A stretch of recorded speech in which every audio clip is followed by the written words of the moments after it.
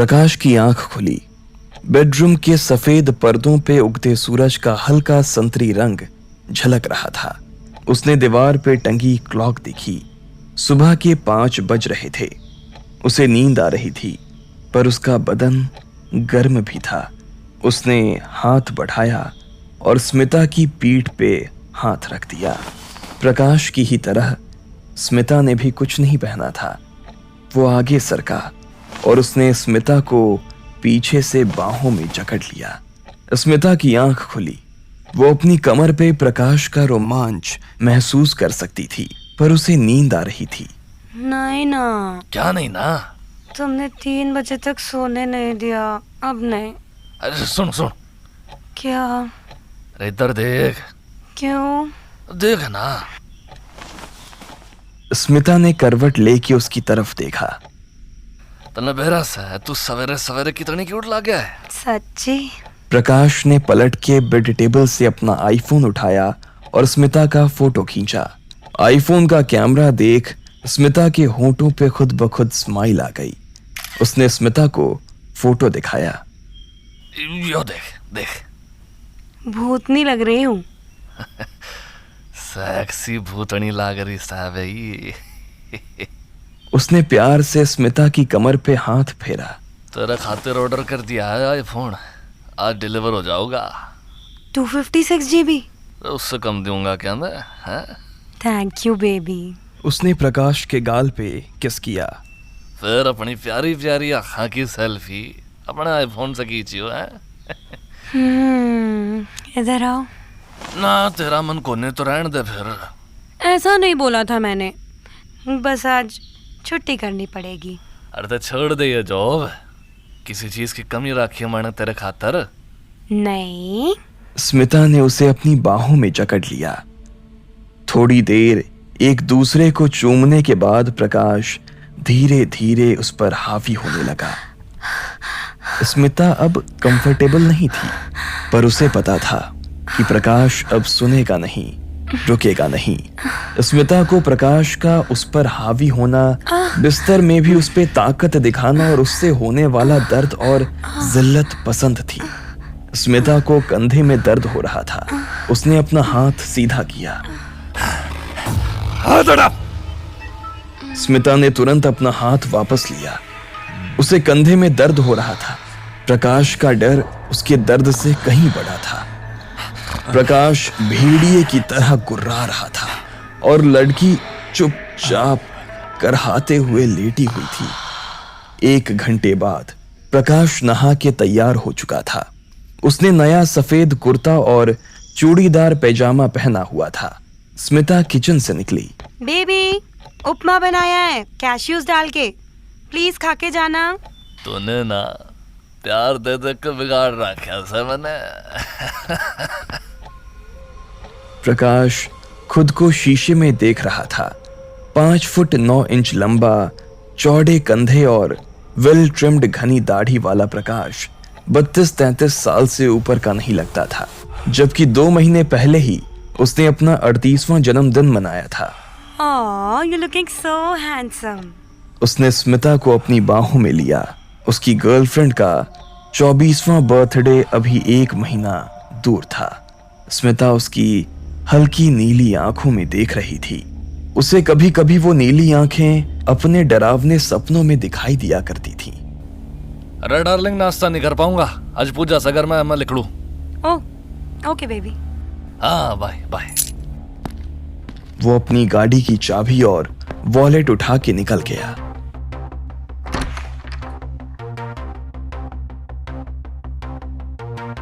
आधे घंटे के बाद प्रकाश सोनीपत सिटी के एक रेजिडेंशियल एरिया में एक बंगलो के सामने पहुंचा।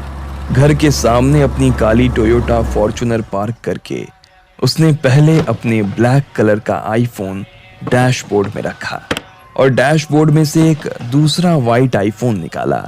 उस फोन को जेब में डाल के वो फॉर्च्यूनर से उतरा और घर के बाहर पहुंच गया। दरवाजे के बाहर कई जूते, सैंडल्स और चप्पलें रखी थीं। उसने भी अपने जूते उतारे और घर में घुस गया। घर में हवन चल रहा था और कई लोग पूजा के लिए घर आए हुए थे। प्रकाश ने एक एक करके लोगों के पैर छूने शुरू कर दिए। राम राम बुआ जी। जीता रहे बेटा। प्रताप जी राम राम। किधर रह गया था तू बेटा? रम्मा, घुटनों का दर्द किस्सा है? बस लगा ही रहता है बेटा। प्रकाश हवन अग्नि के सामने पहुंचा। उसने जेब से रुमाल निकाल लिया और सर पर बांध लिया। हवन के सामने खड़ी एक बूढ़ी अम्मा ने उसे पूजा की थाली पकड़ाई। प्रकाश ने अपनी मां के पैर छुए और पूजा की थाली पकड़ ली। पंडित जी ने प्रकाश के माथे पे तिलक लगाया। पूजा खत्म होते ही उसने पंडित जी के पैर छुए और पूजा की थाली में 500 के कुछ नोट्स रख दिए। जीते रहो बेटा। तभी एक 6 साल की बच्ची प्रकाश के पास आई। पापा, आ जा मेरा बेटा। शाबाश। पापा आप रात को क्यों नहीं आए? अरे बेटा मैं काम पे था। प्रकाश ने देखा उसकी बीवी उसे घूर रही थी। वो बच्ची को गोद में उठाए उसके पास गया। अरे भाग्यवान, क्यों गुस्सा से अपने पति परमेश्वर है? कितनी बार कहा है काम का इतना लोड मत लिया करो। मनाली में जमीन लेना इतना जरूरी है कि आप रात भर सफर करके आए हो, एक दिन बाद चले जाते। अरे गलती होगी कसम। ले तेरे पाँव छू दूं मैं। क्या कर रहे हो आप भी ना? जजमान आइए आरती ले लीजिए। प्रकाश अपनी बीवी और बच्ची के साथ पंडित जी के पास गया। प्रकाश जी, आप जैसे शरीफ और ईमानदार लोगों के घर में तो धन, धन्य, सुख, शांति हमेशा ही वास करती है। सब कुशल मंगल हो। सचिन और आकांक्षा ने सोनीपत के गुहाना गांव में लाजवंती के घर का दरवाजा खटखटाया। लाजवंती ने दरवाजा खोला। भाई राम राम। राम राम बेटा। भाई आपने पिछले महीने वो इंश्योरेंस क्लेम के कागज भरे थे आपके पति के, उसके बारे में पूछने आया हूँ।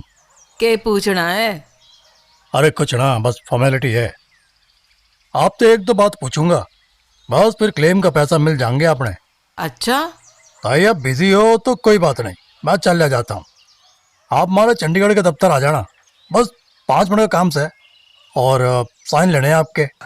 लाजवंती का चेहरा थोड़ा नरम पड़ा, पर वो अभी भी उन्हें घूर रही थी।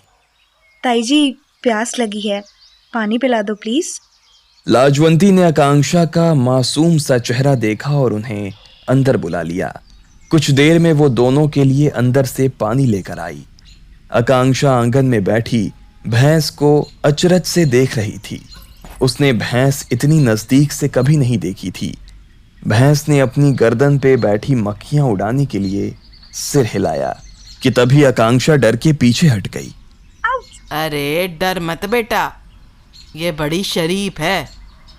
मारे पड़ोसी की भैंस तो अजनबी आदमी ने देखते ही बिदक जाए से। ताई ये ऑफिस में काम करती है, इसने कभी देख के ना भैंस। अच्छी बात है पढ़ लिख गई, ना हमारी तरह भैंस के ये काम करती। बैठ बेटा बैठ जा। सचिन और आकांक्षा खाट पे बैठ गए। लाजवंती उनके सामने बांस के मूड़े पर बैठ के अपना हुक्का भरने लगी। ताई हुक्का पीना सेहत के लिए ठीक नहीं है। कौन कहे इसे? डॉक्टर ही क्या करें, ताऊ जी भी पीते थे हुक्का। बेटा वो तो बीड़ी हुक्का बिना धुमड़े के उस आदमी का गुजारा नहीं था। आकांक्षा ने यह सुन के सचिन की तरफ देखा। वो सीधा साधा आदमी बनके चुपचाप बैग से फाइल निकाल रहा था। उसने फाइल खोली। ताई यहाँ लिखा है आपके पति ब्रजेश जी बिजली का करंट लगने से गुजरे। हाँ बेटा, सुबह नहाने के लिए रॉड लगाई थी बाल्टी में। रॉड का तार नंगा होगा, पानी में रॉड डाल के खटका चालू करया और बस। मैं तो घर पे भी ना थी। अच्छा, हाँ, यहाँ आपके पड़ोसियों की गवाही भी है। उनके हिसाब से भी हादसा करंट लगने से ही हुआ। अच्छा ताई, आपके पड़ोसी किस हॉस्पिटल में डॉक्टर हैं? हैं? डॉक्टर? ना, डॉक्टर ना है वो।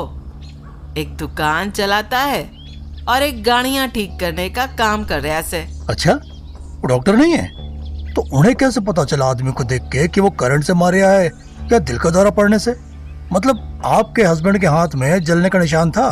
ना, वही तो, बिजली का इतना तेज झटका लग गया कि आदमी की मौत हो जाए तो शरीर के जिस तरह से करंट लग गया वहां चमड़ी जल जाती है ताई, निशान पड़ता है। आप कह रहे हो कि निशान भी नहीं था? लाजवंती सचिन को घूर रही थी। अचानक वो उठी। बेटा अब तुम दोनों जाओ, मन्ने भैंस की सानी करनी है। बस ताई, आखिरी सवाल, आपके हस्बैंड की पॉलिसी जिस कंप्यूटर से ली गई वो तो यहाँ से 50 किलोमीटर दूर रोहतक में कहीं था। इतनी दूर क्यों गए आप पॉलिसी लेने? अभी बताती हूँ। सचिन ने फाइल से ऊपर देखा। लाजवंती ने हाथ में कुल्हाड़ी उठा रखी थी। कुल्हाड़ी का ब्लेड सचिन के सिर के ऊपर चमक रहा था। लाजवंती ने अपने ताकतवर हाथों से कुल्हाड़ी सचिन के माथे पर जोर से दे मारी। काले दिन काली रातें काली सोच काली बातें, काले दिन काली रातें काली सोच काली बातें, काले जुबान पे काला स्वाद है।